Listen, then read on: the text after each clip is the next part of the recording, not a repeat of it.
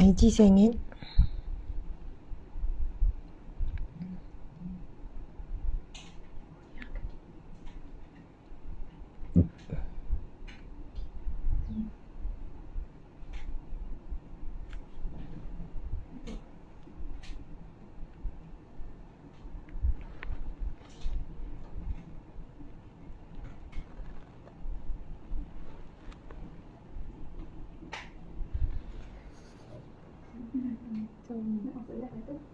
Itulah. Kan dia cakap saya ikut Izzah ni pas. Jap. Cuba tengok jap. Kadang-kadang bimbang dia. Cuba tengok jap. Dia nak buat apa? Minta maaf ada kucing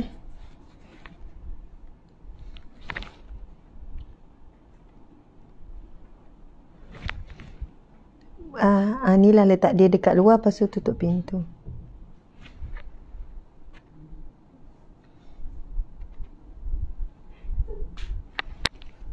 Main sini. Hai, saja je. Masya Allah. Oh, datang. Ni malu-malu kucing ni. Tengok. Nama dia Mimi. Amboi. Tahulah tu masuk live ni. Masya Allah. Dia ada pasangan dia, nama dia Momo. Okey. Subhanallah. Subhanallah walhamdulillah wala ilaha illallah wallahu akbar. Subhanallah walhamdulillah wala ilaha illallah wallahu akbar. Subhanallah walhamdulillah wala ilaha illallah wallahu akbar. Dia tak nak lari, dia duduk situ. Okey. La ilaha illallah. La ilaha illallah. La ilaha illallah. Muhammadur Rasulullah. La ilaha illallah. La ilaha illallah. La ilaha illallah. Muhammadur Rasulullah. Sama-sama kita zikir dengan tahlil. La ilaha illallah. La ilaha illallah. La ilaha illallah. Muhammadur Rasulullah. La ilaha illallah. La ilaha illallah. La ilaha illallah. Muhammadur Rasulullah. La ilaha illallah. La ilaha illallah. La ilaha illallah. Muhammadur Rasulullah. La ilaha illallah. La ilaha illallah. La ilaha illallah. Muhammadur Rasulullah. Alhamdulillah, alhamdulillah, subhanallah. Allahumma salli wa sallim ala Sayyidina Muhammad. Allahumma salli wa sallim ala Sayyidina Muhammad. Allahumma salli wa sallim ala Sayyidina Muhammad. Boleh tak tolong tengok dalam beg tu? Ustazah nak buku asam garam tu yang warna biru. Subhanallah, alhamdulillah, muslimin muslimat yang dirahmati Allah sekalian. Alhamdulillah, summa alhamdulillah, segala pujian bagi Allah yang mentadbir sekalian alam. Selawat dan salam buat junjungan agung Nabi Muhammad sallallahu alaihi wasallam. Alhamdulillah, terlebih dahulu saya dah bagi salam ya. Dah bagi salam kan sahabat-sahabat. Alhamdulillah saya bersiaran langsung daripada rumah. Masya Allah. Daripada rumah. Tiba-tiba nampak pokok tu ada daun terkeluar tu kan. Padahal pokok plastik ni. Mungkin dia nak tercabut lah. Saya terkejut tengok. Takkan daun tumbuh kot kan. Tu pokok plastik ya tuan-tuan sekalian. Alhamdulillah, Masya Allah. Saya daripada bersiaran pagi tadi daripada Dewan Sayyidatina Asma' kan. Sekarang balik ke rumah, ada urusan dengan anak-anak. Jadi Alhamdulillah saya juga sihat walafiat, dan mendoakan juga sahabat-sahabat semua sihat walafiat. Masya Allah. Istimewa hari ini kita dapat jemputan ataupun penganjur majlis ilmu kita ini memang pihak yang istimewa, iaitu daripada Pusat Zakat Pulau Pinang. Masya Allah. Pusat Zakat Pulau Pinang. Zakat Pulau Pinang. Okey. Kalau negeri lain ada nama PPZ, Pusat Pungutan Zakat. Ada juga PK, Pusat Kutipan Zakat. Tapi Pulau Pinang ni nama dia adalah ZPP. Zakat Pulau Pinang. Macam tu. Senang, mudah. Siapa orang Pulau Pinang kat sini angkat tangan? Siapa orang Pulau Pinang? Kalau dia angkat saya tak nampak lah kan. Dia kena bagi emoji angkat tangan tu. Ataupun cakap saya. Siapa orang Pulau Pinang? Ataupun siapa? Tak apalah, bukan orang Pulau Pinang. Siapa yang pernah pergi berjalan ke Pulau Pinang? Macam tu kan. Saya memang ada lah. Ustazah ada di galeri ke Ahad ni? Nak jumpa Ustazah Ahad ni. Ustazah ada di galeri ke? Nanti tunggu pengumuman. Saya pun memang berhajat. Nak buat pengumuman saya ada hari Sabtu atau Ahad. Untuk menunaikan hajat sahabat-sahabat. Ada yang datang pada jauh dengan harapan dapat jumpa, tapi saya tak ada kan. Tu saya Trash Hana. Lepas tu Awina Wila, saya Nadia Haris, saya NKNR, saya Dandan mengaku ya. Tapi betul lah ni saya rasa. Okey, Umi Q pun saya nak cuti sekolah, nak pergi Penang. Orang Penang boleh tak tulis sikit tempat nak pergi berjalan ke Penang. Saya pun nak jumpa. Saya pun nak jumpa juga, insya-Allah. Dik, tolong jap. Ni FB kan saya tak boleh baca. Memang kena bagi bila saya baca komen. Okey, saya ramai Pulau Pinang. Kalau saya turun nak jumpa tak? Okey, di FB pula Nudiana Abdul Karim ya.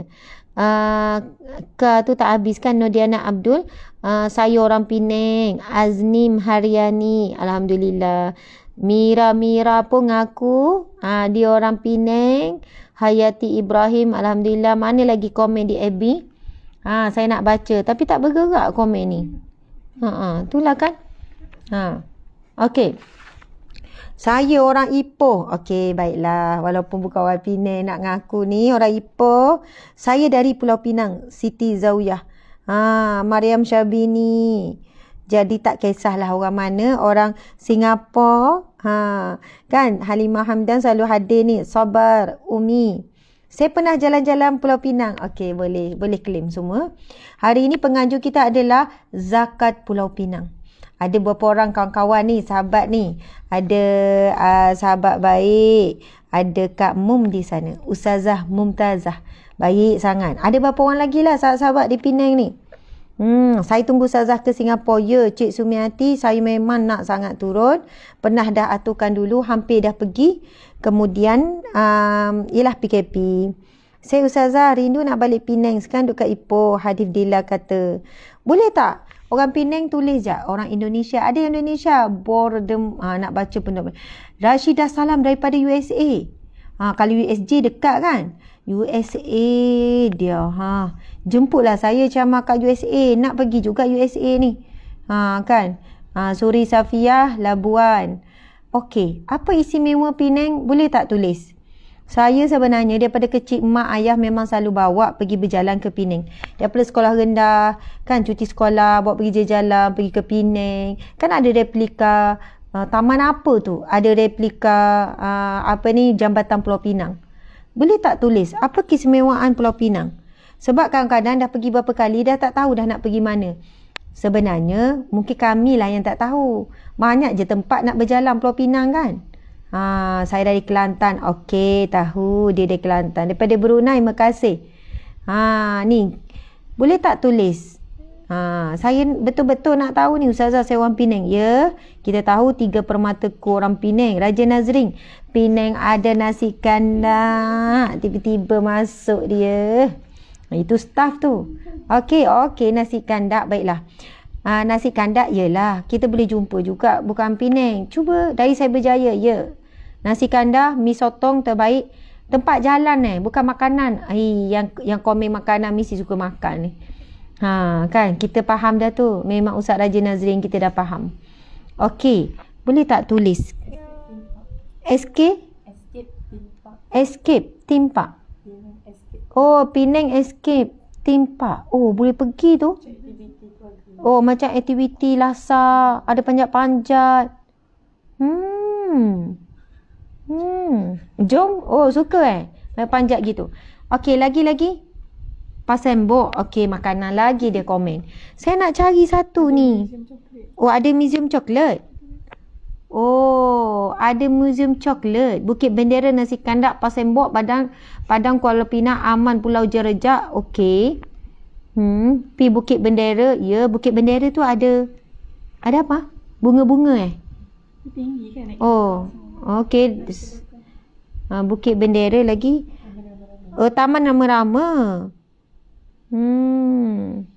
Terima kasih Zaya Hizazi kata buku yang dibeli dari webinar dah sampai ke Brunei. Alhamdulillah. Okey, lagi kita tengok The Top Penang Ustazah. Kalau tak gayat, saya ni gayat belum sampai lagi. Oh, TOP tu.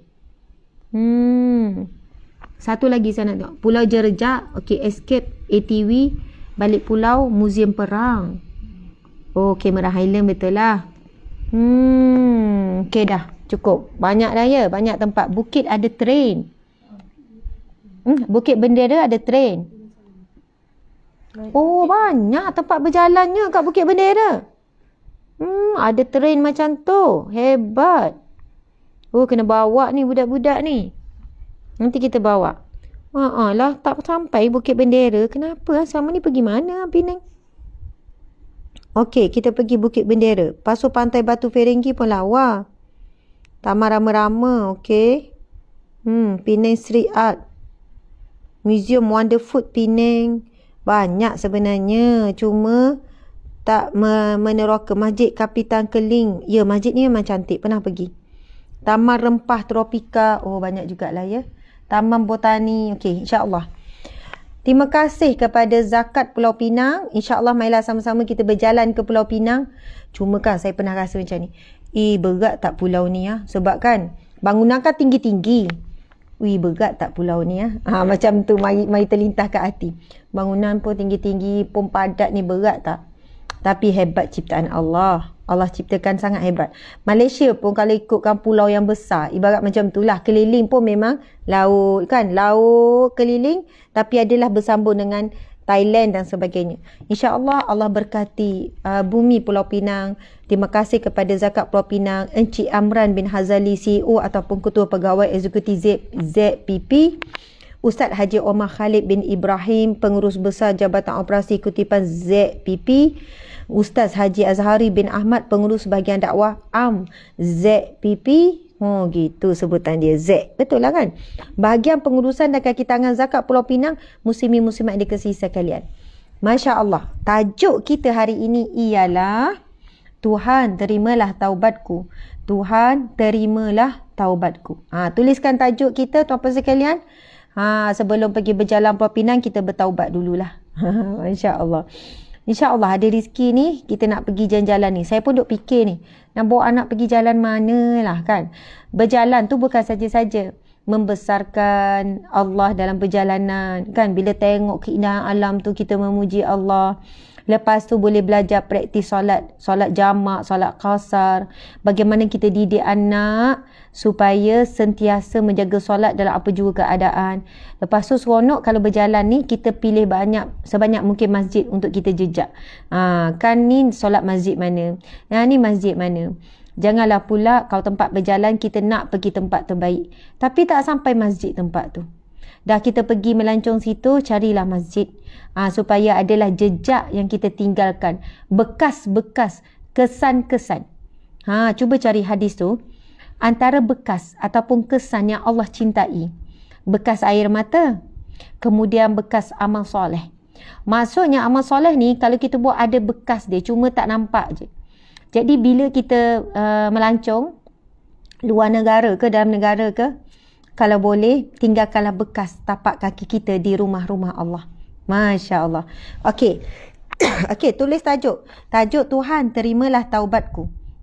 Tajuk tu memang sedap sangat. Tuhan terimalah taubatku.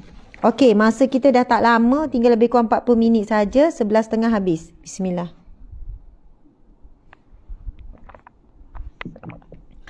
Alhamdulillah. Ni kamu tak buka ya nota kat sini. Okey. Untuk makluman semua, sempena sambutan bulan zakat negeri Pulau Pinang sepanjang bulan Disember 2021. Maksudnya sekarang adalah bulan zakat Pulau Pinang. Bulan berapa? Kena ingat, orang Pulau Pinang mungkin ada juga yang tak tahu. Bulan 12 bulan Disember, mungkin setiap tahun wallahualam adalah bulan zakat Pulau Pinang. Sempena sambutan bulan zakat negeri Pulau Pinang sepanjang bulan Disember 2021, seruan kepada umat Islam khususnya Pulau Pinang yang dah sampai kewajipan untuk tampil ke mana-mana cawangan ZPP seluruh Penang untuk tunaikan zakat sebelum 31 Disember. Zakat juga boleh ditunaikan secara online. Cari je zpp.com ke ataupun pergi dekat FB mereka. Kempen kenal pasti Asnah dah maklumkan kepada pihak ZPP untuk diambil tindakan. Untuk maklumat lanjut, tuan-puan boleh terus melayari laman web rasmi www.zakatpenang.com. Semua tulisan kecil. www.zakatpenang sambung ZAKAT Penang. Sambung tulisan kecil.com. Jadi tuan-puan juga dari negeri lain juga boleh dapatkan maklumat lanjut tentang zakat melalui laman rasmi lembaga zakat negeri masing-masing. Masya Allah. Sahabat-sahabat, tuan-puan sekalian, nanti kita akan share tentang hukum ataupun balasan orang yang tidak menunaikan zakat. Azab, balasan, amaran Allah kepada orang yang tidak menunaikan zakat. Nanti kita share. Bukan untuk menakutkan, tapi memang kena takut. Bukanlah untuk memaksa, tapi memang kena paksa. Jadi ustazah samalah tu. Iyalah. Sebab apa? Kewajipan. Dan kewajipan bukan datang kerana nak menyusahkan kita. Zakat itu sendiri mau masuk penyucian. Allah nak menyucikan harta kita. Zakat juga membawa maksud pengembangan. Orang yang tunaikan zakat, rezeki dia, harta dia akan berkembang. Zakat juga membawa maksud bertambah.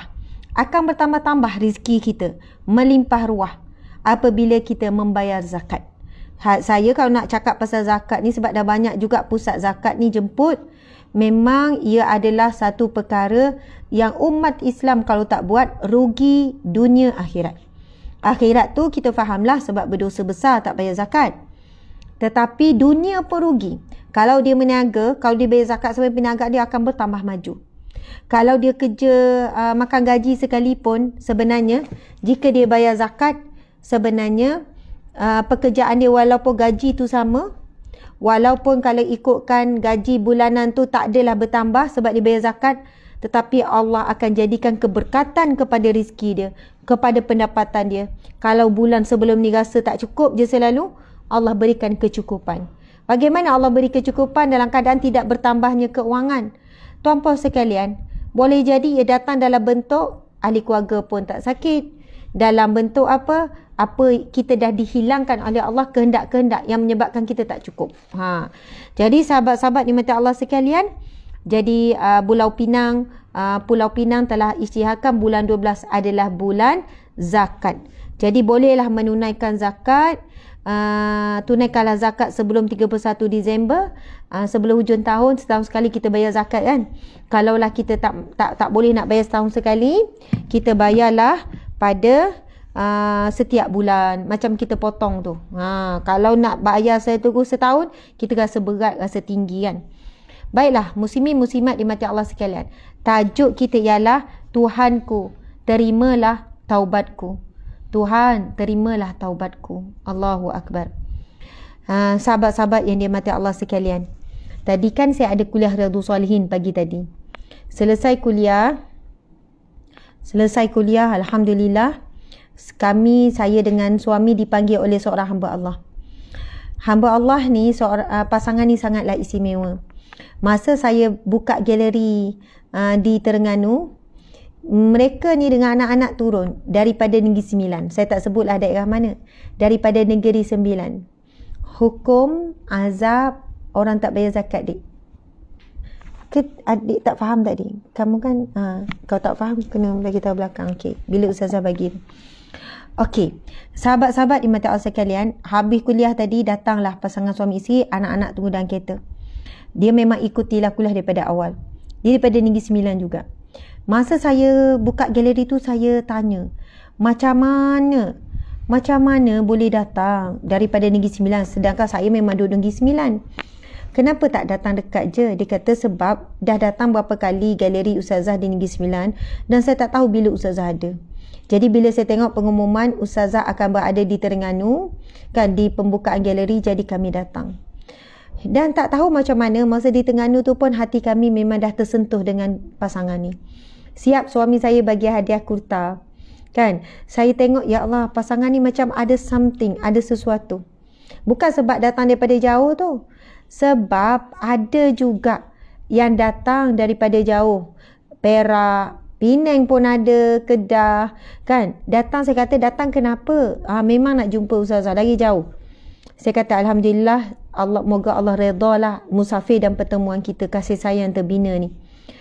Lepas tu habis kuliah tadi, hamba Allah pasangan suami isteri beri hadiah satu motor skuter cantik.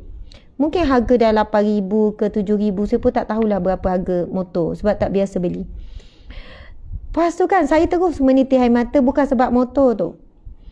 Tengok dia bawa turun daripada kenderaan dia tu. Lepas tu dia kata, ustazah, saya nak bagi hadiah ni pada ustaz dan ustazah. Ustazah pandai tak bawa motor? Dia tanya. Saya pun jawab, saya minah rempit. Saya memang rempit pun. Tapi bukan sekarang lah, zaman belajar dulu. Masa saya belajar di Uniza, dulu Kuza, saya memang bawa motor. Kan, sebab rumah mak dengan Gua Badak tu tak jauh. Kadang balik, kadang datang kan. Bawa motor. Walaupun pakai tudung bulat macam ni, bawa motor berdesup. Kan. Orang panggil, minah rempit. Macam tu. Tapi tak adalah bawa laju sangat. Pernah lah ada pengalaman aksiden motor. Macam tu. Jadi boleh bawa motor, tak ada masalah. Boleh, beranilah atas jalan raya ke apa ke, boleh bawa. Dia bagi motor baru, tuan-puan sekalian. Lepas tu saya kata, ya Allah, Tuan, betul ke nak bagi hadiah motor? Ya, dia kata ustazah. Ya? Iyalah. Okey Hana, Umi ngajar jap. Umi work kejap ya. Okey. Hana tunggu kat luar ya. Okey. Dik boleh tak tolong tutup dan kunci? Nanti anak yang lain pula datang. Okey. Bolehlah kot. Okey, cuba kamu kunci. Okey, jadi.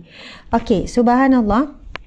Lepas tu saya rasa terharu tu sebab lepas tu dia cerita, ustazah, sebenarnya alhamdulillah doa saya selama ini Allah makbulkan. Saya berdoa lama untuk suami saya. Lepas tu dia ceritalah sikit.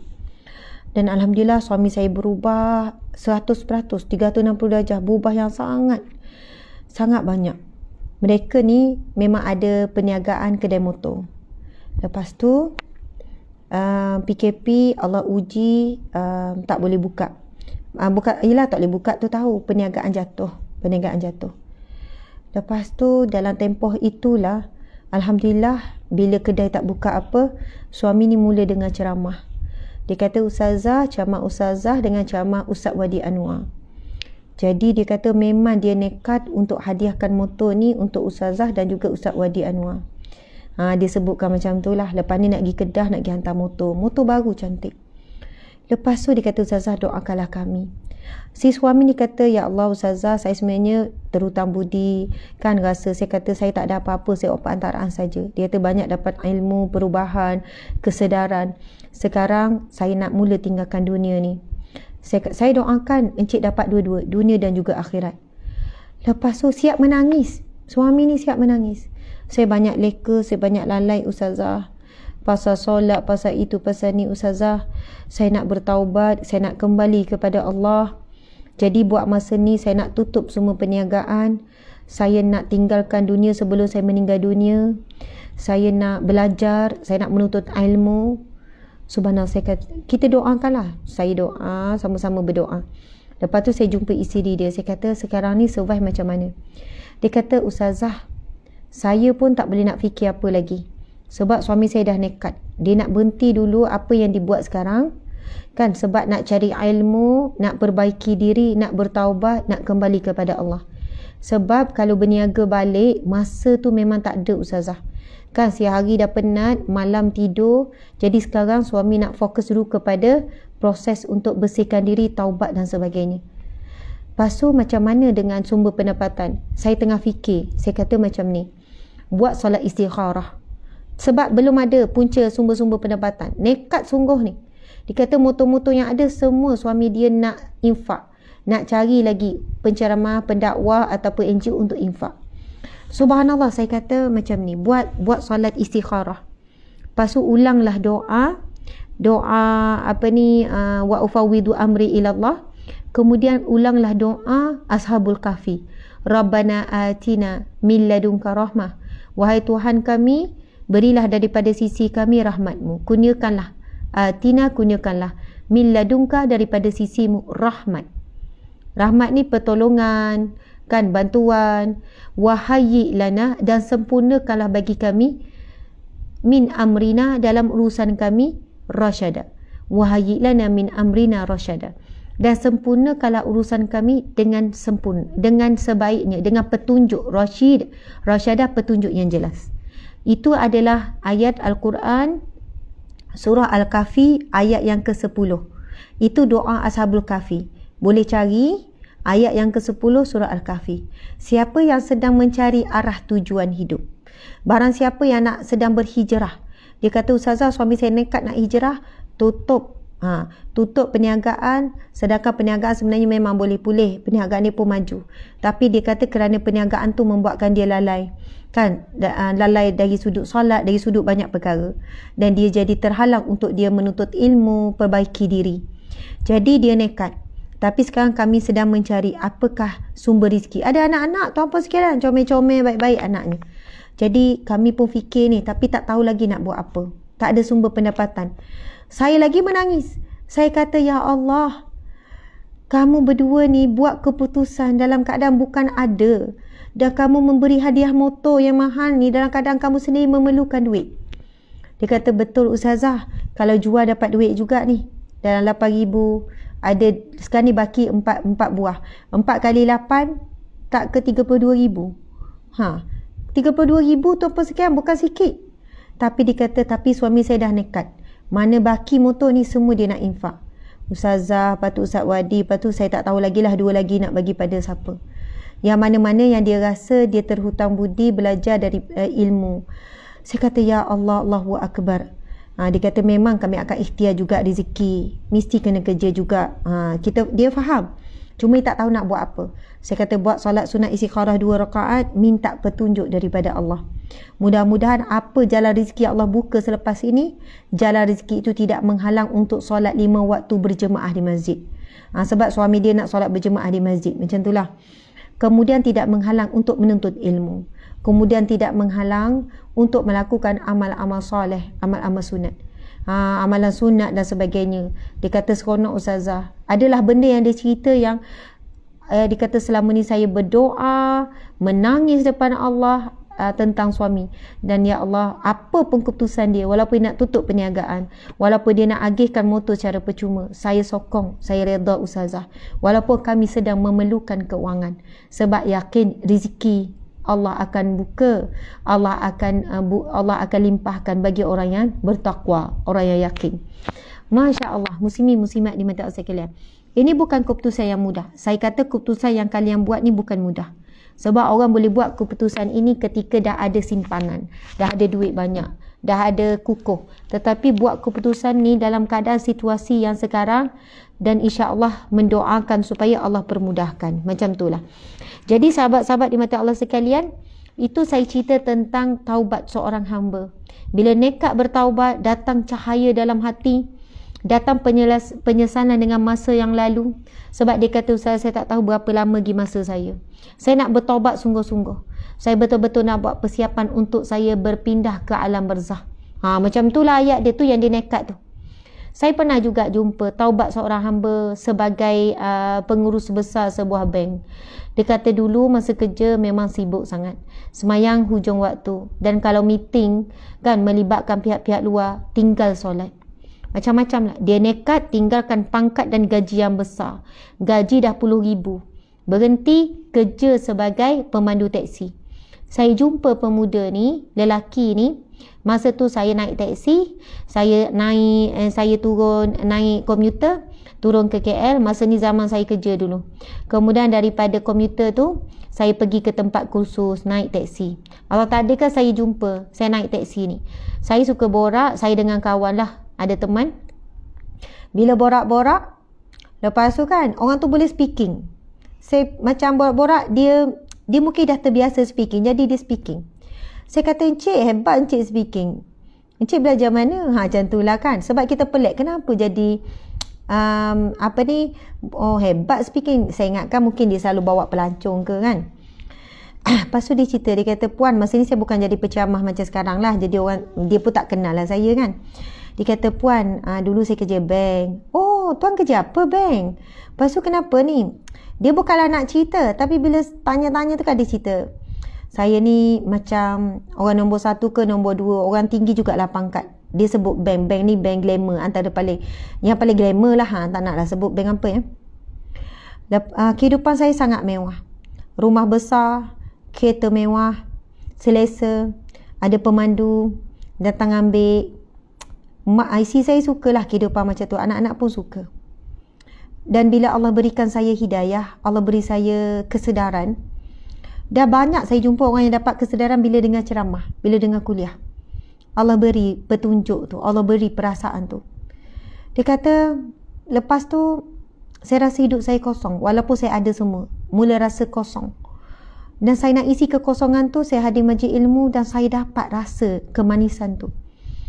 Dan saya nekat untuk berhenti. Kemudian bukan itu saja Ustazah, isteri anak-anak tak setuju sebab kami kena ubah semua cara hidup. Saya kehilangan rumah, saya terpaksa lepaskan sebab bayar tinggi sangat. Jual balik rumah tu, kami menyewa. Kereta pun jual, saya ada sekarang kereta sewa ni. Isteri mula-mula stres, tertekan sebab ubah cara hidup yang drastik sangat. Kalau dulu orang panggil puan besar macam tu lah kan, ada driver dan sebagainya. Jadi semua tu hilang sekelip mata. Tapi apa yang saya dapat adalah solat jemaah, solat fardu berjemaah setiap waktu di masjid. Saya mula bawa anak-anak isteri saya pergi ke majlis ilmu. Alhamdulillah, dia kata, Ustazah, sekarang isteri dan anak-anak, bukan Ustazah, Puan, isteri dan anak-anak saya pun dah boleh terima dah. Kan? Kalau dulu kami tak ada masa, sekarang banyak masa bersama. Kalau dulu mungkin melancong luar negara, tapi sekarang walaupun dalam negeri dekat-dekat, tapi ia jauh lebih bermakna. Sebab kami sentiasa bersama. Masya Allah. Rupanya dulu rumah yang mewah itu menjarakkan kami. Kereta yang besar itu membuatkan kami jadi takabur, sombong dan sebagainya. Allahu Akbar. Tuan-puan sekalian, saya rasa macam susah kalau kita pun nak buat macam tu. Susah tuan-puan sekalian. Tapi memang saya jumpa ramai orang yang begini. Saya ada jumpa yang perempuan, kerja besar dah, gaji dah RM10,000 pun berhenti untuk mencari makna dalam hidup dan erti bahagia yang sebenar. Saya cerita ni bukanlah nak suruh kita sekarang ni semua keluar ada rumah yang besar-besar, rumah masing-masing. Kan kereta jual jadi teksi. Ambil iktibar. Sejauh mana nekat kita untuk hijrah. Ada orang bila hijrah, bila taubat, kembali kepada Allah, dia hilang banyak perkara. Kita setakat ni kalau hijrah bukanlah hilang sangat pun. Keluarga tak hilang insya-Allah. Kan harta tak hilang. Tapi apa halangan kita untuk taubat? Apa halangan kita untuk hijrah? Subhanallah. Saya ada baca kisah Nabi Ibrahim AS dengan seorang lelaki. Ya Allah beri ujian bertimpa-timpa. Kan, pada mulanya dia menaiki perahu dengan ahli keluarga dia. Ni kisah Nabi Ibrahim dengan seorang lelaki ni. Kemudian Allah datangkan ribut, taufan apa semua dan menyebabkan dia rasa takut. Dia rasa takut lah ni. Rasa takut ni apa-apa berlaku pada dia, kan, takut anak isteri jatuh ke apa. Dan ketika itu hati dia berbisik, mungkin ini petunjuk Allah nak suruh aku bertaubat. Masya Allah. Kemudian Allah hilangkan. Maksudnya ribut-ribut tu hilang. Lepas tu dia tak jadi bertaubat. Dia tak bertaubat. Sebab apa? Dia tak nekat betul bertaubat dan dia datang perasaan bertaubat ketika saat diuji musibah tu. Tapi bila Allah hilangkan musibah tu, lalu dia masih tidak bertaubat. Masya Allah. Dia kembali semula. Lepas tu Allah uji lagi. Sehinggalah jatuh dah. Isteri jatuh apa semua. Meninggal. Tinggallah dia dengan anak kecil dia. Masya Allah. Cerita dia panjang. Tinggal dia anak kecil. Masa tu dia dah mula rasa perasaan, kena bertaubat ni. Ini mungkin petanda, petunjuk Allah suruh aku bertaubat kembali kepada Allah. Okey. Tapi selepas dia macam dah okey, dah boleh terima, dah sampai ke tempat, lepas tu boleh dukung anak, dia tak kembali kepada Allah dengan erti kata yang sebenar. Dia tak taubat lagi, masih ego lagi perasaan. Lepas tu Allah uji lagi sehingga akhirnya ujian dia tu kematian anak, kemudian ujian tu sampai dia kena potong kaki ke tangan macam itulah, jatuh sakit. Sehinggalah bila Nabi Ibrahim AS pergi ziarah, dia belum bertaubat taubatan nasuha, masih lagi ada sesuatu yang menghalang. Sebab bila dah rasa okey sikit keadaan, dia kata bukan ni, ini memang dah takdir macam itulah. Lepas tu akhirnya bila Nabi Ibrahim datang, kan, Nabi Ibrahim berkata bertaubatlah, sesungguhnya taubat Allah tidak pernah tertutup untuk hambanya. Tidak pernah tertutup. Walaupun kan seorang hamba itu dah 10 kali nak hijrah, tak hijrah-hijrah. 10 kali nak bertaubat. Taubat ni, dia bukan sekadar astaghfirullah, Rabbana zalamna anfusana wa illam taghfir lana wa tarhamna kunna. Bukan sekadar ya Allah aku bertaubat kepadamu. Taubat mesti perlu disusuli dengan hijrah. Maksudnya kalau kita dah betul mohon ampun dengan Allah, kita kena hijrah kepada perkara yang Allah perintah, tinggalkan apa yang Allah larang. Kepada perkara yang Allah suka, tinggalkan apa yang Allah murka. Itulah erti taubat mesti disusuli dengan hijrah. Taubatan nasuha tu kan ada 3 perkara. Menyesali apa yang dilakukan. Menyesali apa yang dilakukan. Dia memang boleh buka. Belum lagi. Umi work lagi. Umi kerja lagi. Hana. Kejap. Sebenarnya kan kena tutup pintu bilik tu. Hana, nanti kita ni. Nanti Umi pergi dekat Hana, okey? Okey. 5 minit je lagi. Okey. Okey. Kena kunci pintu sana. Okey, subhanallah, muslimin muslimat dimati Allah sekalian.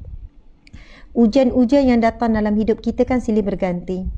Kita seringkali akan rasa nak bertaubat kembali, hijrah kepada Allah bila sedang dalam ujian. Namun bila Allah menghilangkan ujian tersebut, Allah angkat ujian tu, kita kembali semula leka. Kita kembali semula. Saya jumpa ramai mana, minta maaf ya, ramai wanita-wanita yang beberapa lah. Nak kata ramai kan macam ramai sangat, tapi ramai lah, lebih daripada 10 orang lah kot, macam tu lah. Bila saat dia sedang diuji, contoh diuji dengan suami, diuji sakit kanser, dia datang jumpa, sebab dulu saya selalu kuliah jumpa, banyak kuliah yang berkitab, kan, sampai 40 masjid saya terikat dulu, jadi ramai selalu jumpa orang.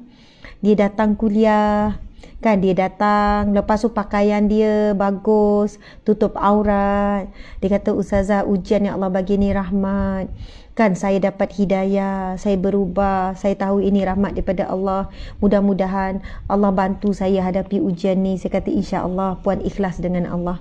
Walaupun kita hijrah dan taubat disebabkan ujian, insya-Allah kita tetap akan kekal istiqamah setelah ujian itu berlalu, tetap istiqamah.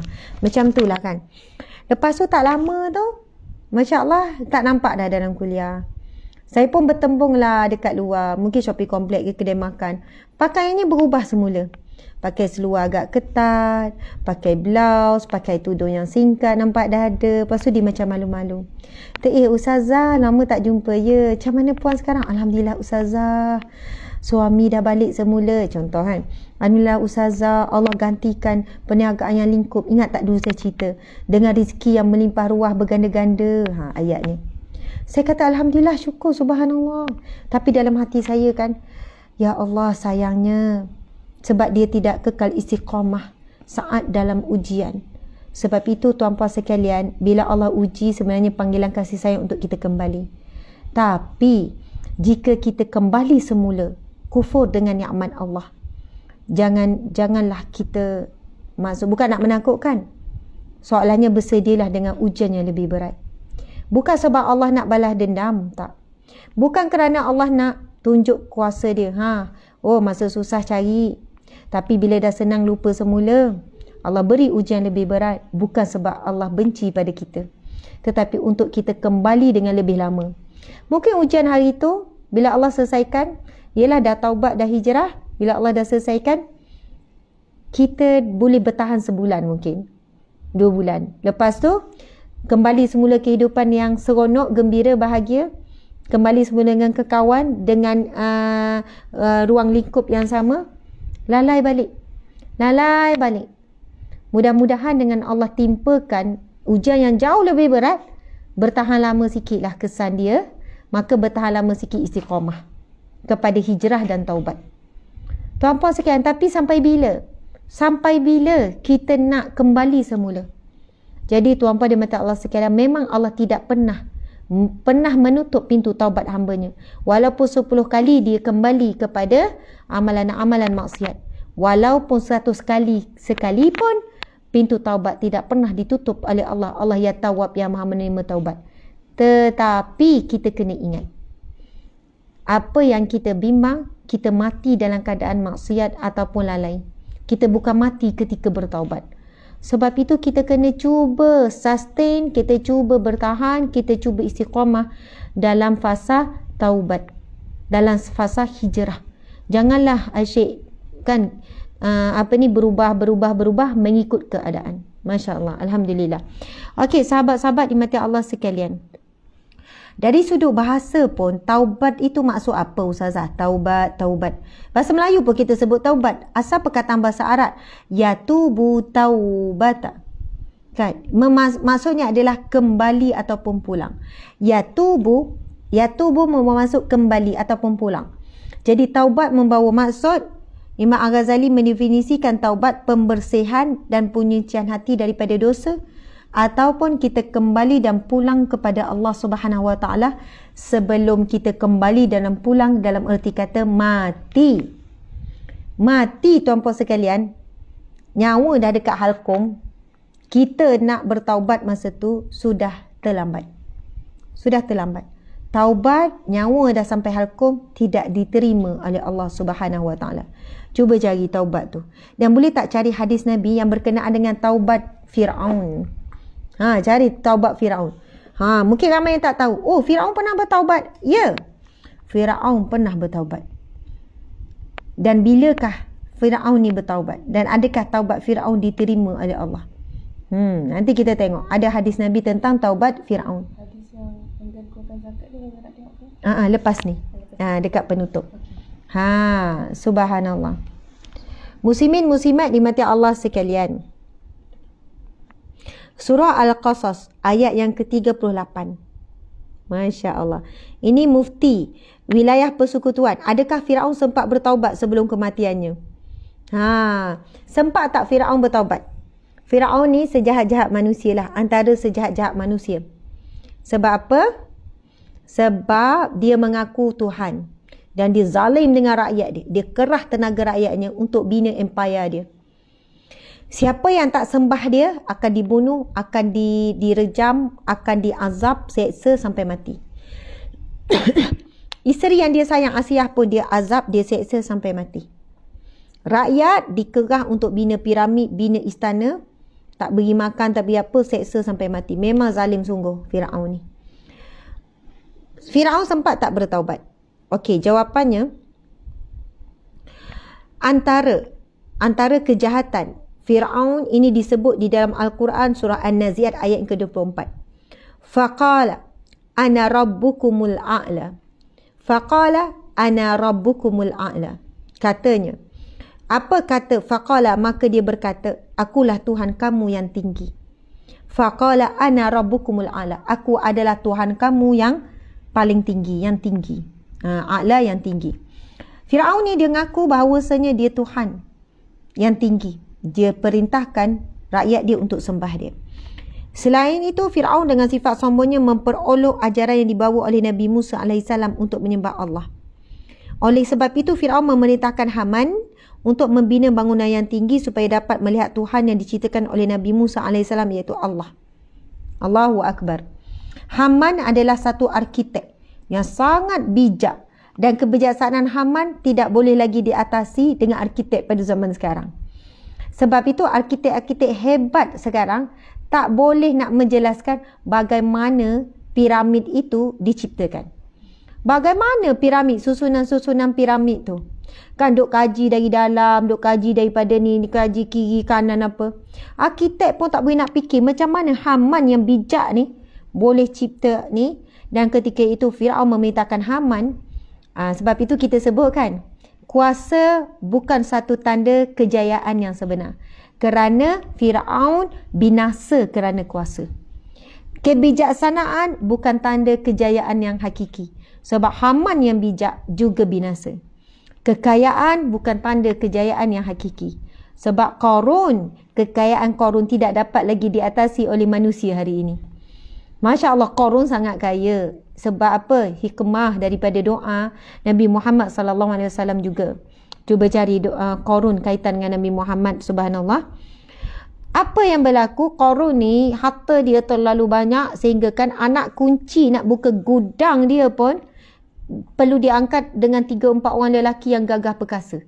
Boleh faham tak? 3-4 orang lelaki yang gagah perkasa nak angkat kunci. Kita kunci pita besi rumah kita besar mana kita tak tahulah kan. Tapi kalau ada peti besi lah, saya tak adalah peti besi, ada peti ais lah. Nak katanya kunci gudang, nak kata besarnya pintu dibuat daripada emas, gudang daripada emas, kunci daripada emas. Sebab itu kalau harta-harta yang dijumpa di bawah laut dipanggil harta Qarun. Sebab apa? Qarun, harta karun. Harta karun tu harta Qarun. Nak kata hartanya telah ditenggelamkan oleh Allah Subhanahu Wa Taala. Dan tidak ada lagi manusia boleh mengatasi kekayaan Qarun ni. Maksudnya kekayaan pun menjadi manusia binasa. Bukan lagi banyak duit, lagi tinggi mulia dan sebagainya. Okey. Surah Al-Qasas Allah berfirman, dan Fir'aun pula berkata, wahai orang-orangku, aku tidak mengetahui ada bagi kamu sebarang Tuhan yang lain selainku. Oleh itu wahai Haman, bakarkanlah untukku batu bata, serta binalah untukku bangunan yang tinggi, supaya aku naik melihat Tuhan Musa yang dikatakan itu. Dan sesungguhnya aku percaya adalah Musa dari orang yang berdusta. Musa ni siapa? Anak angkat. Anak kesayangan Fir'aun. Anak yang Fir'aun pernah sayang, anak angkat. Yang telah dijaga oleh isteri yang paling dia cintai, iaitu Asiyah.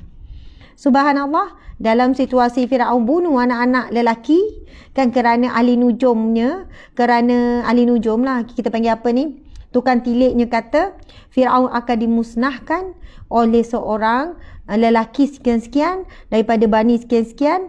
Kemudian dia perintahkan semua anak lelaki, bayi ke kanak-kanak ke, dibunuh.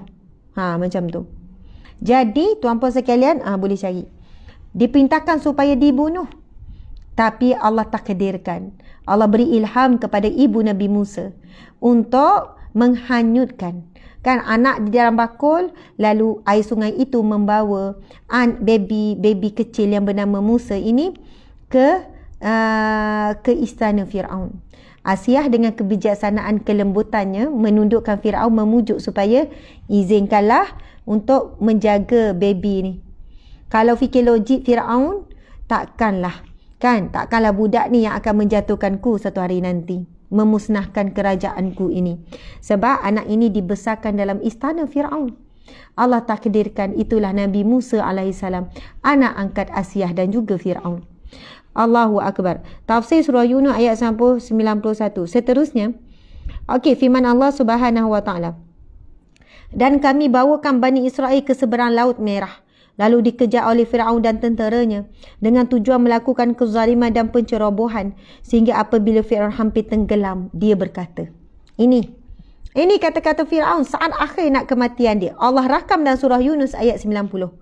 Sehingga apabila Firaun hampir tenggelam, berkatalah dia pada saat yang genting itu, aku percaya, aku beriman bahawa tiada Tuhan melainkan yang dipercayai oleh Bani Israel, dan aku adalah orang-orang yang berserah diri.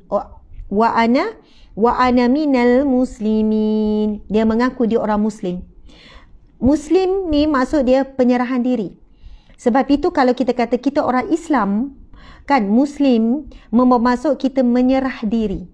Sebab itu bila disebut wa ana minal muslimin, bayangkan Firaun bila saat akhir dia dah nak tenggelam dah, kan masa tu dia sebut, sesungguhnya aku beriman, aku percaya kepada Tuhan yang bahawa tiada Tuhan. Dia siap ngaku apa? Qala amantu annahu la ilaha illa allazi amanat bih Banu Israel. Dia kata apa? Aku beriman annahu sesungguhnya tiada Tuhan kecuali Tuhan yang disembah oleh Bani Israel. Sebab yang beriman yang ikut Nabi Musa tu Bani Israel. Dia sedang mengejar Bani Israel yang ikut Nabi Musa AS, kan, sampai ke laut, kan, Allah perintahkan supaya Nabi Musa ambil tongkat, laut lalu terbelah, dan ketika Allah memerintahkan laut untuk bertangkup kembali, masa itulah Musa dengan tenteranya mula tenggelam terkapai-kapai. Masa tu Musa pula ketika itu Firaun mula terkapai-kapai mengucapkan kalimah syahadah. Mungkin ramai yang tak tahu. Oh ya ke Firaun ucap? Ya, Firaun sebut, aku beriman kepada Tuhan yang tiada Tuhan selain daripada Tuhan yang disembah oleh Bani Israel, iaitu Allah, dan wa ana minal muslimin. Dia ngaku dia orang Muslim, dan aku adalah orang yang menyerah diri kepada Tuhan. Allahu Akbar.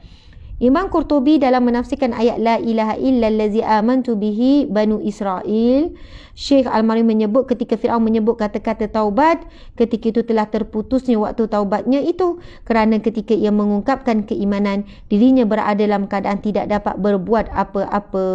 Subhanallah, Allahu Akbar. Sekejap, ada kata-kata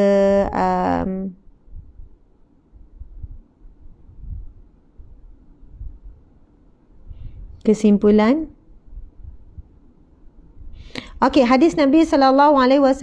Inna Allah azza wa jalla la yaqbalu taubatal abdi ma lam yugharghir. Sesungguhnya Allah Subhanahu Wa Taala menerima taubat seorang hamba selagi mana nyawanya tidak sampai ke kerongkong.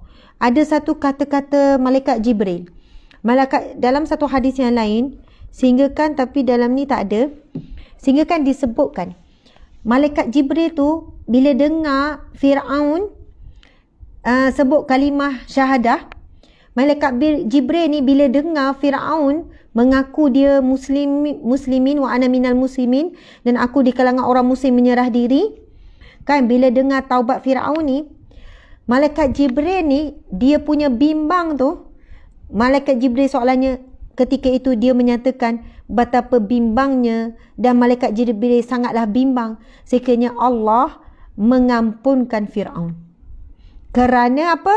Besarnya pengampunan Allah. Itu ada dalam satu hadis menggambarkan situasi saat Firaun bertaubat kepada Allah, dan malaikat Jibril dengar kata-kata Firaun, yang mana Firaun mengakui Allah itu Tuhan dan mengakui bahawasanya dia adalah orang Islam yang menyerah diri. Malaikat Jibril yang dengar tu bimbang sekiranya Allah menerima taubat Firaun, kerana Allah begitu besarnya pengampunannya. Tetapi dah disebut dalam firman Allah yang lain bahawasanya Firaun dan pengikutnya dibakar dalam api neraka. Kenapa? Bukanlah malaikat Jibril ni tak puas hati dengan Firaun ke apa semua. Cuma nak sebutnya Allah ini maha pengampun, kan, sehingga kan kalau orang yang jahat sampai tahap Firaun, dan kalau Firaun bertaubat ketika dia boleh lakukan sesuatu bukan pada saat akhir, nescaya Allah tetap terima taubat Firaun. Walaupun dia dah bunuh beribu rakyat dia ke, walaupun dia dah pernah mengaku jadi Tuhan ke, walaupun dia telah buat kezaliman apa saja maksiat pun, kalau dia benar-benar taubatan nasuha sebelum nyawa sampai di kerongkong, maka insya-Allah Allah akan terima. Tapi taubat yang sebenar-benarnya dengan penyesalan sungguh-sungguh. Jadi ada orang kata, Ustazah, ada orang dia macam plan, dekat nak mati esok dia akan taubat nasuha. Sekarang dia enjoy. Alah, time enjoy. Nanti dekat nak mati taubat lah. Allah Maha menerima taubat kan. Tengok, dia kata tengoklah kisah. Ada seorang lelaki yang bunuh 100 orang tu. Aku tak pernah bunuh orang. Kalau dia dah bunuh 100 orang, mestilah dia dah pernah buat kejahatan yang lain. Ini memang kisah benar daripada riwayat Bukhari. Sahabat-sahabat. Ada tak hadis yang Jibril tu? Yang malaikat Jibril tu, yang bimbang tu. Okey, subhanallah. Bila saya sebut tu kan memang kena bantu saya. Okey. Masya Allah. Tuan-puan sekalian, ada yang berhujah macam tu. Dia kata ada yang Nabi cerita dan itu hadis yang sahih. Seorang lelaki bunuh 99, lepas tu dia nak taubat, dia jumpalah orang ahli ibadah. Bila dia tanya ahli ibadah tentang dosa yang telah buat, dia dah bunuh 99 orang. Orang ni kalau sampai tahap bunuh seorang pun dah teruk sangat. Ke ada dengan kita yang bunuh? Ustazah, saya baru 2 orang bunuh. Ustazah, saya 5 orang. Ustazah, semalam saya bunuh orang. Tak ada. Bunuh orang ni dosa yang kesalahan yang kita tak tergambar lah rasa bersalah kalau bunuh orang. Bunuh sengaja ni bukan tak sengaja cerita lain. Kalau dah mampu bunuh orang, bukan 5 orang, bukan 10 orang sampai 99 orang, kejahatan apa yang dia tak buat? Sebab kejahatan bunuh ni dia bermula kejahatan-kejahatan kecil dulu. Ini kisah benar diceritakan oleh Rasulullah dalam satu hadis riwayat Bukhari, hadis sahih. Yang mana Nabi bercerita depan kawan-kawan, suatu ketika dahulu, suatu zaman dahulu ada seorang lelaki yang telah membunuh 99 orang, Nabi kata. Lalu dia ingin bertaubat, dia berjumpa dengan abid, orang kuat ibadah. Lalu bila dia tanya kepada abid tersebut, abid dah cerita apa dosa yang dia buat. Abid tu kata, dosa kamu terlalu banyak. Kamu tidak akan diampunkan Allah. Lepas tu dia geram dengan abid tu, cakap macam tu, dia bunuh abid tu. Abid ni siapa? Bukan nama orang. Gelaran bagi orang yang kuat ibadah. Siang malam ibadah, zikir-zikir, berhenti sekejap saja rehat. Kemudian sambung balik zikir, baca Quran, solat. Masa tu tak ada Al-Quran lagi lah, kitab ni. Nak sebutnya tuan-puan dimati Allah sekalian, sampai macam tu sekali. Kalau kamu tak jumpa, kamu buka tafsir ni. Lepas tu kamu cari ayat tu. Sebab di situ ada hadis tu. Ada yang Allah memberitakan malaikat Jibril tutup mulut Fir'aun dengan pasir. Yang tu. Memeh kita tengok. Itu macam tafsir.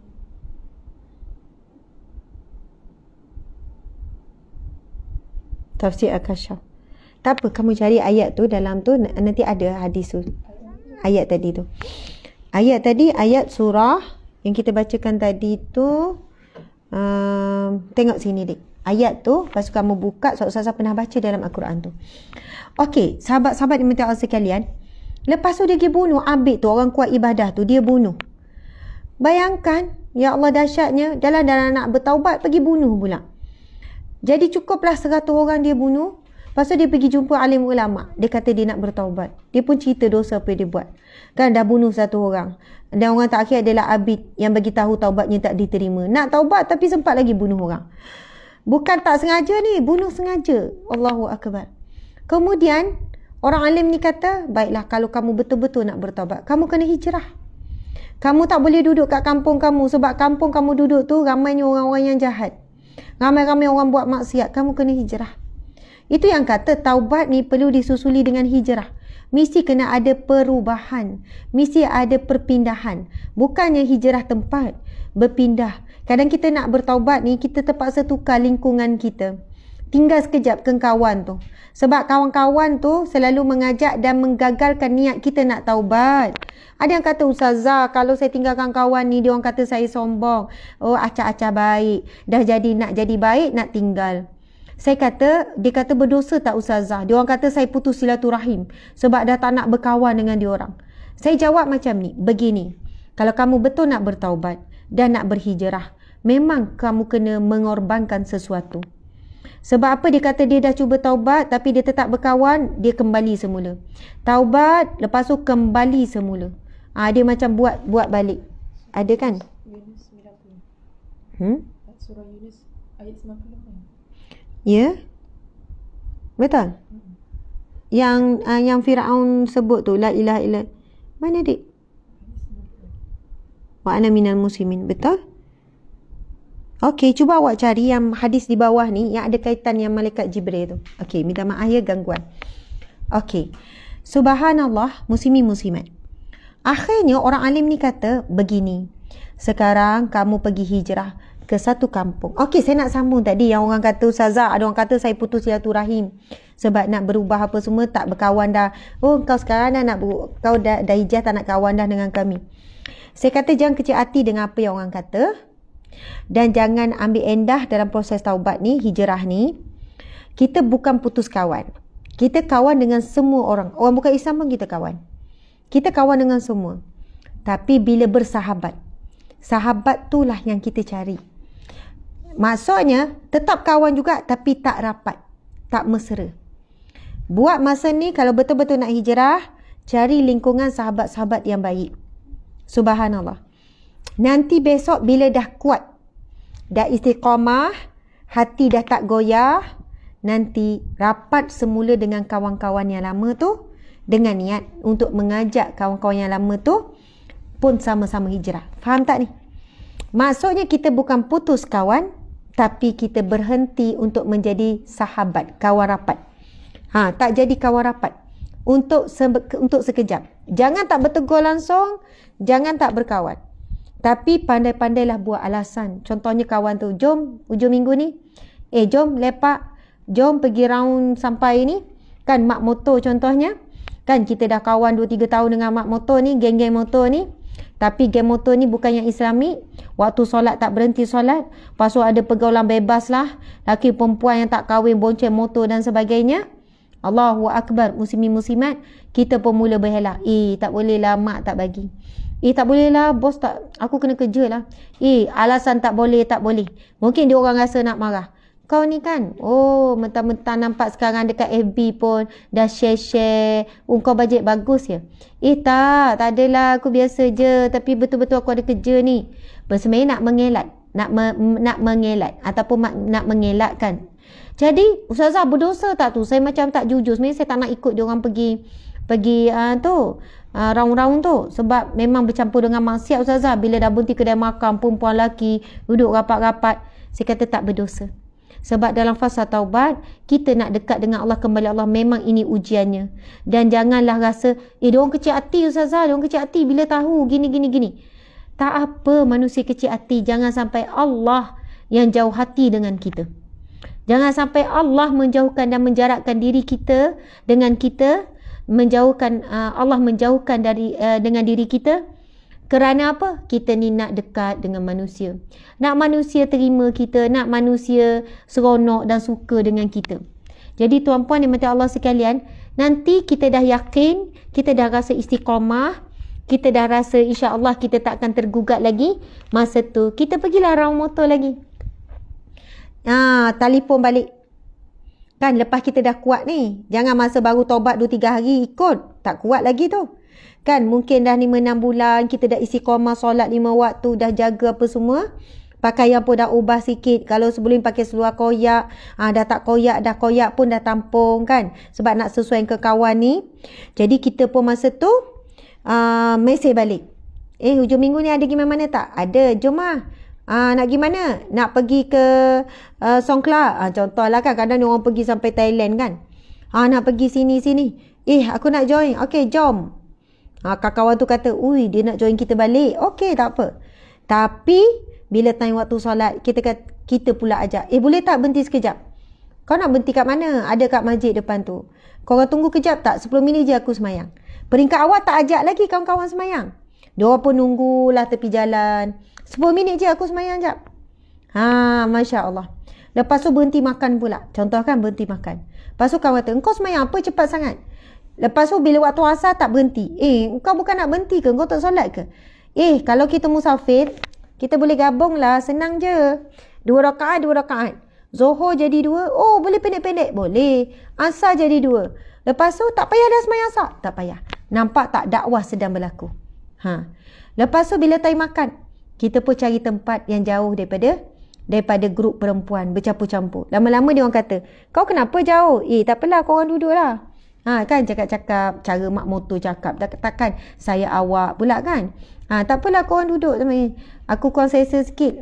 Lama-lama macam tu lah. Maksud saya, kalau orang kata kita nak hijrah, nak bertaubat ni, bukan kena tinggalkan kawan. Kita hanya berpisah sekejap, jadi kawan rapat. Bila dah kuat, balik semula. Kita pula jadi ejen. Sikit-sikit lah. Mula-mula tak payahlah straight forward sangat. Kita jadi contoh dulu. Lama-lama kan kita jumpa ramai. Masya Allah, Allahu Akbar. Ramai. Lepas itu kan kita jumpa ramai orang yang akhirnya hijrah berubah. Kerana apa? Kerana bermula ada seorang sahabat yang berubah. Sebab itu kan saya kan selalu jumpa kalau orang-orang nak bertaubat, berubah, hijrah kan.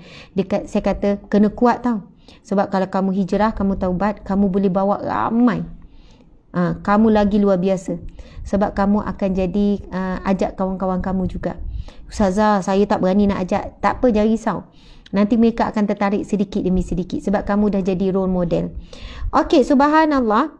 Ini adalah sabda Nabi SAW daripada riwayat oleh Tirmizi daripada Ibnu Abbas. Sewaktu Allah menenggelamkan Fir'aun, ia mengucapkan, surah Yunus ayat yang ke-90 tu, kan, apa yang Fir'aun ucap tadi? Amantu annahu la ilaha illa allazi amanat bihi banu Israel. Apa dia? Aku beriman bahawa tiada Tuhan kecuali yang diimani kaum Bani Israel. Kan, kemudian wa ana minal muslimin, dan aku di kalangan orang yang menyerah diri. Siapa yang sebut tu? Fir'aun. Bila Fir'aun sebut? Bila dia dah mula nak ditenggelam, nak mula tenggelam terkapai-kapai di tengah laut, kan, dia mula mengaku bahawa Allah itu Tuhan, dan dia mula mengakui dia orang yang menyerah diri, dia orang yang Islam. Kemudian malaikat Jibril berkata kepada Rasulullah sallallahu alaihi wasallam, wahai Muhammad, seandainya engkau melihatku kala itu, aku mengambil tanah hitam dari dasar lautan lalu memasukkannya ke dalam mulut Fir'aun kerana takut ia diliputi oleh rahmat Allah. Masya Allah. Nak katanya malaikat Jibril ni, tengok lagi ya. Sesungguhnya malaikat Jibril memasukkan tanah ke dalam mulut Fir'aun kerana takut Fir'aun mengucapkan la ilaha illallah, atau Jibril takut Allah merahmatinya. Maksudnya malaikat Jibril bila tengok Fir'aun ni dah mula nak ucap kalimah syahadah ni, malaikat Jibril ambil tanah hitam daripada dasar laut tu kan, nak tutup mulut Fir'aun ni. Sebab bimbangnya Allah merahmati, kan, Allah mengampuni Fir'aun tu, disebabkan besar dan luasnya rahmat Allah. Jadi tuan-puan sekalian, kita ni bukan jahat macam Fir'aun, kan. Suami kita bukan jahat macam Fir'aun, kan. Kawan-kawan kita ke siapa ke, subhanallah, mungkinlah kita ada kejahatan, ada maksiat kita buat. Jadi jangan putus asa bertaubat kepada Allah Subhanahu Wa Taala. Tetapi juga perlu diingatkan, jangan permainkan taubat. Jangan permainkan taubat. Tak apalah, nanti kita taubatlah. Na'udzubillah. Kadang sebut dekat mulut, kadang dalam hati. Tak apalah, sebab syok ni buat maksiat ni. Syok ni tengok video lucah ni. Syok ni buat perkara-perkara yang haram, selepas tengok video lucah buat onani contohnya. Na'udzubillah min zalik.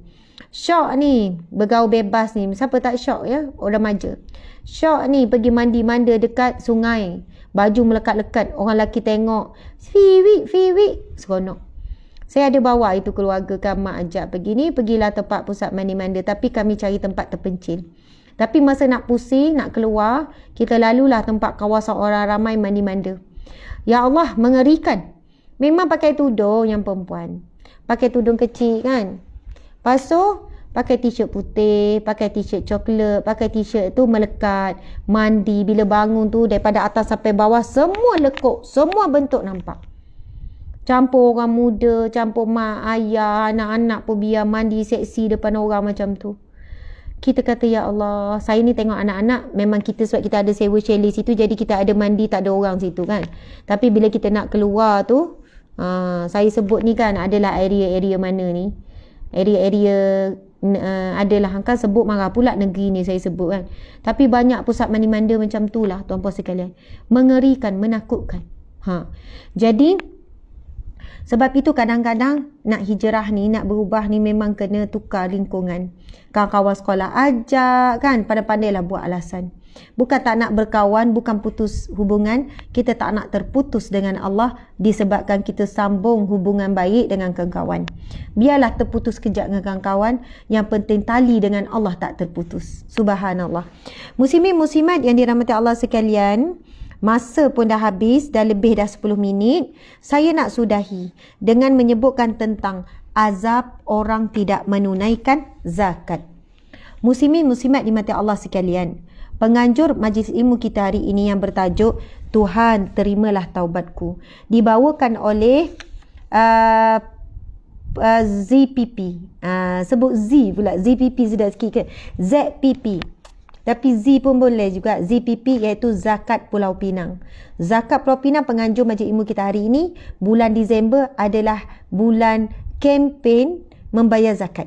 Jadi kepada khususnya kepada orang Penang, bayarlah zakat. Kalau tak sempat masa, boleh je bayar melalui online. Anda masukkan amount jangkaan sekian-sekian, lepas tu ada perkiraan mungkin akan keluar. Ataupun mungkin boleh berhubung dengan pegawai, tanya-tanya cakap berapa, lepas tu transfer online. Usaha transfer online sah ya, tak ada akad apa semua tu? Ya, sah. Sebab ada proses akan berlakunya akad tu nanti melalui online, ada kaedah, ada caranya. Subhanallah, muslimin muslimat yang dirahmati Allah sekalian. Hukum orang yang enggan mengeluarkan zakat oleh Jabatan Mufti Wilayah Persekutuan. Orang yang enggan keluar zakat kerana mengingkari kewajipan. Dia kata, bukan wajib zakat ni, dah duit kita, ikut kita lah nak buat apa, mana boleh paksa-paksa. Zakat ini sedekah wajib. Manakala sedekah-sedekah infak wakaf kita buat tu adalah sedekah sunat. Sebab itu menunaikan zakat lebih afdal diutamakan berbanding sedekah sunat. Tapi janganlah pula kita langsung tak sedekah. Sebab apa? Sedekah itulah menampung kalau zakat kita tidak cukup.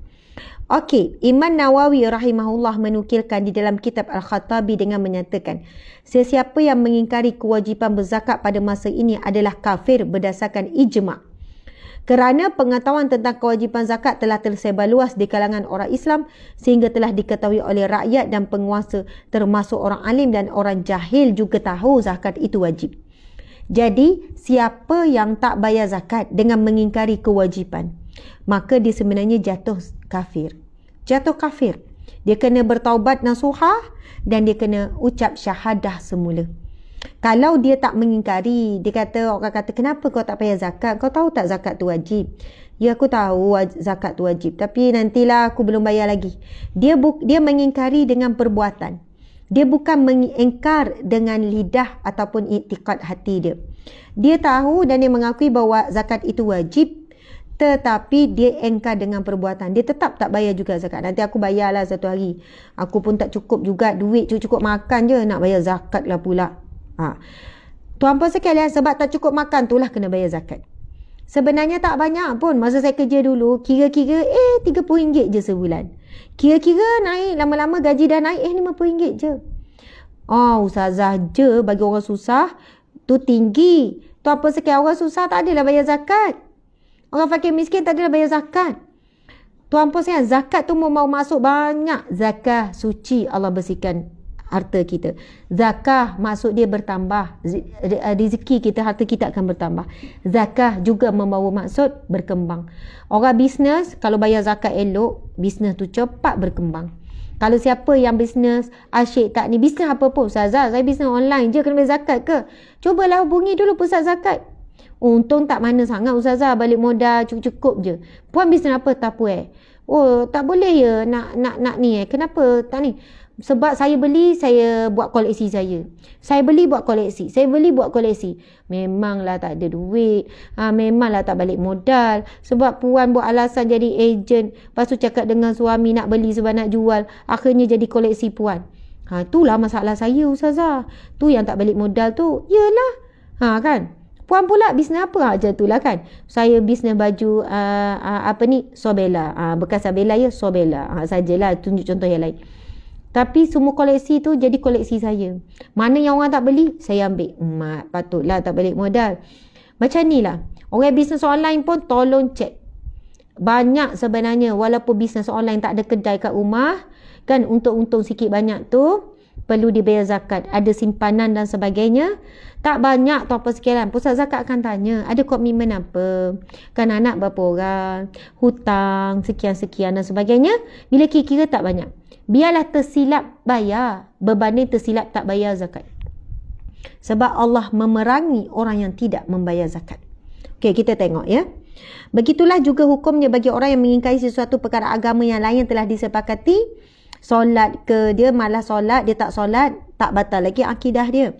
Tapi kalau dia kata solat tak wajib, solat tu dengan hati je, yang solat ni tak wajib, terbatal akidah dia. Kedua, orang yang enggan mengeluarkan zakat kerana bakhil dan kedekut. Ini ada firman Allah Subhanahu Wa Taala. Wahai orang-orang yang beriman, sesungguhnya banyak di antara pendeta-pendeta dan ahli agama Yahudi dan Nasrani memakan harta orang ramai dengan cara yang salah, dan mereka menghalangi manusia dari jalan agama Allah. Dan ingatlah orang-orang yang menyimpan emas dan perak serta tidak membelanjakan pada jalan Allah, iaitu tidak mengeluarkan zakat, maka khabarkanlah kepada mereka dengan balasan azab seksa yang tidak terperi sakitnya, iaitu pada hari dibakar emas, perak dan harta benda itu di dalam neraka Jahannam. Lalu disela dengannya dahi mereka serta belakang mereka, sambil dikatakan kepada mereka, inilah apa yang telah kamu simpan untuk diri kamu sendiri. Oleh itu, rasailah azab dari apa yang kamu simpan itu. Tuan-puan yang dirahmati Allah sekalian, kalau kita tak keluarkan harta zakat harta apa? Zakat emas perak, Allah akan cairkan emas perak yang kita simpan itu. Akhirnya emas perak itu akan kepanasan, kan? Cubalah buat kat dunia ni ya, kalau nak rasa macam mana. Api kepanasan yang bukan 100 darjah, mungkin 200 ke 300 kepanasan yang boleh mencairkan emas. Kemudian cubalah celup jari tu. Allahu Akbar. Tuan-puan sekalian, kalau cairkan tembaga emas perak ni, kepanasan dia berganda daripada gelegak air tu. Air kalau menggelegak, kalau kita buat macam ni okey lagi, betul tak? Tak sakit pun, boleh lama sikit. Okey, cuba panaskan minyak pula. Minyak, walaupun kepanasan yang sama, menggelegak nampak sama dengan air, minyak kepanasan dia bertambah lagi. Cubalah. Kan minyak panas-panas tu, buat macam tu. Cubalah. Mungkin minyak kita tak berani. Air bolehlah, celup, pap, angkatkan. Minyak, ustazah. Tetapi, tembaga, emas, perak, kalau dicairkan, panas dia berganda-ganda lagi daripada minyak tadi tu.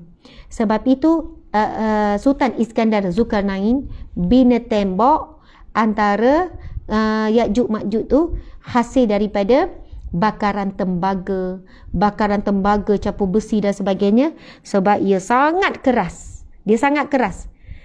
Kekerasan yang luar biasa. Jadi tuan-puan sekalian, firman Allah ni bukan hadis Nabi. Hadis Nabi pun memang kita beriman. Tapi nak sebut ini hadis firman Allah.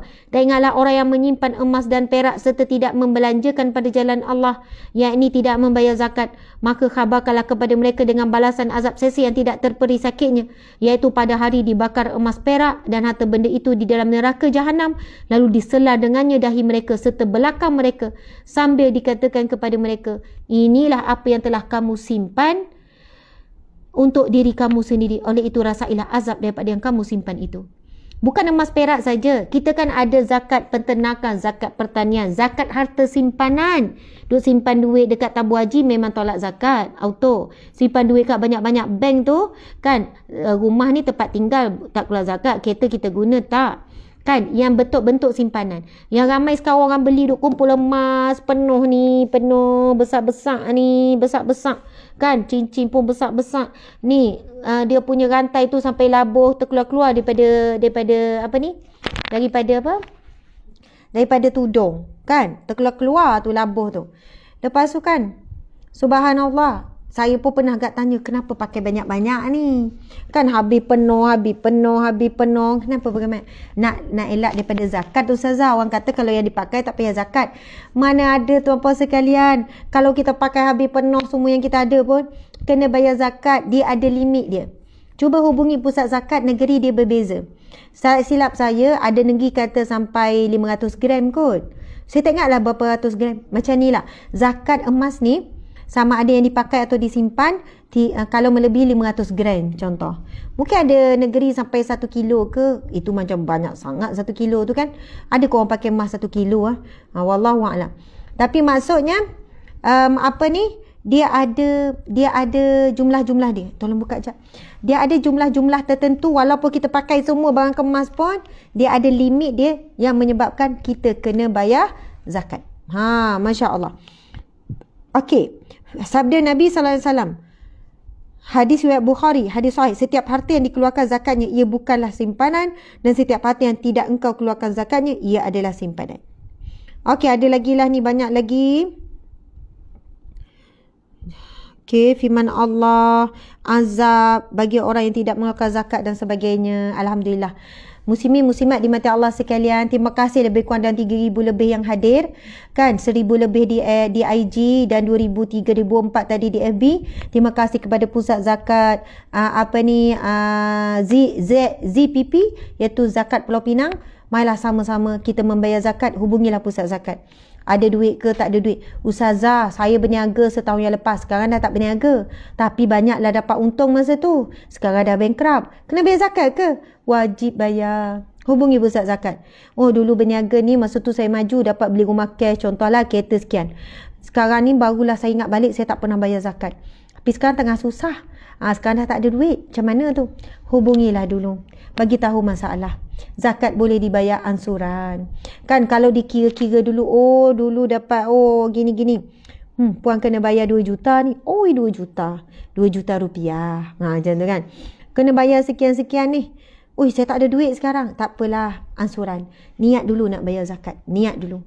InsyaAllah saya memang nekat nak bayar zakat. Dah dengar ceramah tu, nekat, takut disela-sela dengan harta kan, di dalam api neraka besok.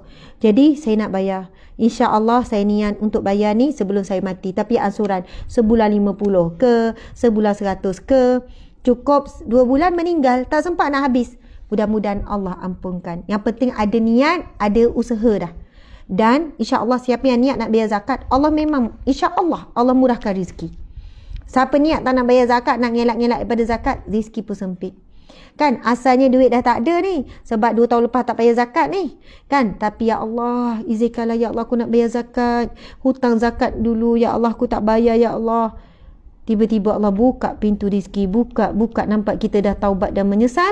Dan akhirnya insya-Allah Allah murahkan rezeki sampai kita pula jadi pembayar zakat yang lebih banyak daripada dulu, insya-Allah. Amin. Terima kasih semua. Terima kasih banyak-banyak. KDSP pun kena bayar zakat. Betul, KDSP pun kena bayar zakat. Mohon maaf salah dan silap. Saya sayang semua kerana Allah, kerana Rasulullah. Salam hormat daripada saya. Terima kasih kepada yang selalu bagi star. Star tu adalah satu infak, satu sedekah daripada tuan-puan sekalian.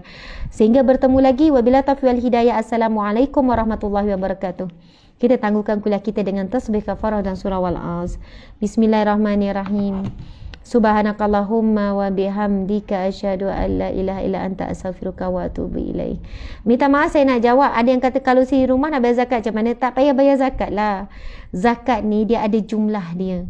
Mungkin orang yang berniaga online ni bila telefon Pusat Zakat Penang, ya saya ni dengar ceramah Ustazah ni tadi, risaulah pula. Saya ni jual online ni, produk apa? Dia pun ceritalah produk gini kan. Sawanah koko ke, jual online apa ni, kokotin ke kan. Saya jual online produk Ustazah ke, contoh apalah kan. Tak pernah bayar zakat ni. Berapa kak? Berapa akak dapat untung? Gini. Akak ada tangguh apa? Boleh jadi akak sebenarnya tak wajib bayar zakat. Akak bukan tergolong di kalangan pembayar zakat. Kita pun cakap, nak cakap Alhamdulillah ke? Alhamdulillah, lega ke? Tapi boleh je kita kata, oh ya ke akak belum wajib? Ya, kalau ikut haul ni, jumlah ni belum ni kak. Bukan haul ni sob kan, jumlah ni. Akak tak perlu lagi ni. Gini. Oh ya ke? Alhamdulillah. Tapi akak nak bayar jugalah. Macam tu kan? Boleh. Akak nak bagi boleh. Walaupun akak tak wajib. Akak boleh bayar online ni ya. Transfer. Makin bertambah-tambah lah produknya. Kan? Rezekinya. Maksudnya, telefonlah dulu. Tanyalah dulu. Jangan pula kita ni takutlah banyak. Takutlah ni. Sebenarnya kita takut apa yang kita tak tahu. Bila dah tahu tak takut. Kita takut dengan kejahilan sendiri. Bila ada ilmu, dah tahu duduk ni apa semua, bila dah jelas, bang tadi saya telefon, sebenarnya saya kena bayar zakat 3,500. Masa saya berniaga dulu kan, saya tak bayar. Macam mana lah tu? Lebih baik tahu daripada duduk tanya-tanya. Dulu kena bayar zakat tak? Nak tidur sampai mimpi-mimpi. Kan, datang malaikat. Ma rabbuka. Kan. Kenapa tak bayar zakat? Mimpi pula lah kan tengah malam. Malaikat datang tanya ke apa ke kan. Sebab duk mikir-mikir. Sebab itu sebenarnya musuh manusia ni apa yang mereka jahil. Dia akan menghantui. Macam mana tak nak jadi jahil? Kena tanyalah. Kena belajarlah. Telefon dah tahu. Daripada kita dia tanya berapalah. Kena tak? Kena tak? Patutnya kena bayar zakat. Dia tanya-tanya macam tu kan. Telefonlah tanya tu betul. Kalau tak ada, Alhamdulillah. Ada pun Alhamdulillah. Tapi benda tu clear, jelas. Kan, muslimin-muslimat dimati Allah sekalian. InsyaAllah. Yang suri rumah tak adalah. Pendapatan apa suri rumah? Kan suri rumah pula yang diberikan nafkah daripada suami. Ustazah, nafkah suami kena bayar zakat? Tak adalah. Bayar zakat nafkah suami. Melainkan kalau akak dapat nafkah 20,000 sebulan. Akak dapat berapa? RM20. Tak payahlah nak bayar zakat. Dapat 20,000 sebulan. Dapat 20,000 sebulan. Akak nyimpan 19,500. 500 je akak guna. Suami akak kerja apa? Tokel Petronas, tokel Shell, tokel Petron. Saya kena sebut semua kan. Tokel apa lagi? BHP. Semua tokel. Patutlah dapat duit poket 20,000 sebulan. Akak guna tu. Akak nyimpan. Saya cakap betul ni. Ada kenalan ni. Suami memang tokel minyak banyak lah. Kan, tokel share minyak dapat duit belanja 20,000 sebulan, ada 40,000 sebulan. Dia kata dia banyak nyimpan. Yang nyimpan tu akak kena bayar zakat. Cukup setahun apa semua bayarlah zakat. Simpanan, harta simpanan tu kena bayar zakat. Jangan risau kak, kalau akak bayar zakat bertambah nanti duit poket suami bagi. Lagipun kalau akak meninggal duit tu pergi pada orang lain, baik akak guna kak. Beli handbag bagi hadiah akak saya. Tu gurau je ya. Okey, tuan-puan sekalian, bayar zakat yang kira gaji kasar ke bersih? Tengok kan? Masya Allah. Kan ada yang tanya, bayar zakat kira gaji kasar? Dah saya pula jadi counter pertanyaan zakat ni. Tapi saya jawab jugalah sikit sebab saya ada pengalaman. Bila saya kat pusat kutipan zakat, saya pun cakap lah. Dia tanya, ada tanggung mak ayah tak? Adalah bagi duit belanja mak ayah. Suami ada? Ada. Anak-anak gini. Dia kira dia tolak.